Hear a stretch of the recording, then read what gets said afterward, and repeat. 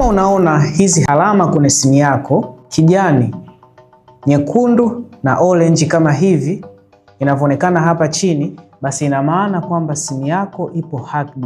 Mtu anasikiliza maongezi yako na anakuona kupitia kamera ya simu yako. Kama unataka kuifix hili tatizo, basi fanya hivi haraka. Unachotakiwa kufanya katika simu yako, let's do this. Make sure umeshare video, umesave na kufollow hii account protect check kama hizi. Kwenye simu yako nenda kwenye security and privacy, nenda kwenye permission manager, nenda kwenye camera.